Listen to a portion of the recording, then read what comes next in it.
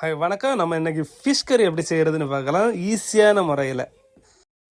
இதில் கொஞ்சமாக 1 கிலோ சைஸில் ஃபிஷ் எடுத்துருக்கிறேன். இதில் கொஞ்சமாக புளி தண்ணி விட்டு அதில் ஒரு 1/2 ஸ்பூன் மஞ்சள் பொடி, 1/2 ஸ்பூன் வத்தல் பொடி, 1/2 ஸ்பூன் மல்லிப்பொடி ஆட் பண்ணிக்கலாம்.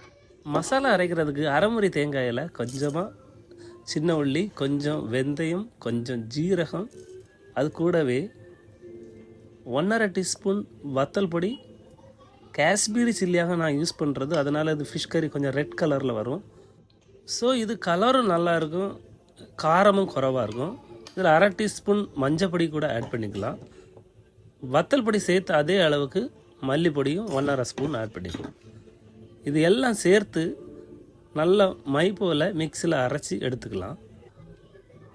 அரைச்சி வச்சுருக்க மசாலாவை இது கூட சேர்த்து அதுக்கப்புறமா இது கூடவே நான் 2 சின்ன தக்காளி கூட ஆட் பண்ணிக்கிறேன். ஒரு 2 சின்ன மாங்காய் கூட ஆட் பண்ணிக்குவேன். இது கூட பச்சை மிளகாய் ஆட் பண்ணிக்கலாம். பச்சை மிளகாய் கறிக்கு நல்ல டேஸ்ட்டு கொடுக்கும், பட் கீராமல் முழுசாக போடணும். ஏற்கனவே வத்தல் பொடி அதிகமாக போட்டிருக்கிறதுனால பச்சை மிளகாய் கீராமல் போடணும். இது எல்லாம் சேர்த்து ஒரே டைமாட்டு தேவையான அளவு உப்பு, தண்ணி எல்லாம் சேர்த்த பிறகு அடுப்பை ஆன் பண்ணினா போதும். இப்படி செய்யும்போது அதிக நேரம் கிச்சன்லேயே நிற்க வேண்டிய அவசியம் இல்லை. ஜஸ்ட் ஒன் டைமாக எல்லாம் மிக்ஸ் பண்ணி வச்சுட்டு நம்ம வேறு வேலையை பார்த்துட்டு அப்பப்போ வந்து பார்த்தா போதும். குழம்பு நல்லா கொதிச்ச அப்புறமா அதோட நுரையெல்லாம் போன அப்புறம் அடுப்பை ஆஃப் பண்ணுனா போதும்.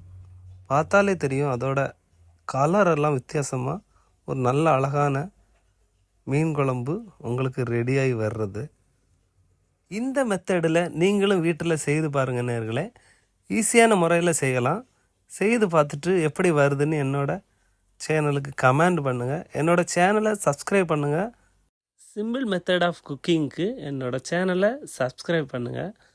பெல் பட்டனை கிளிக் பண்ணுங்கள். தேங்க்யூ ஃபார் வாட்சிங். அடுத்த வீடியோவில் சந்திக்கலாம். வணக்கம்.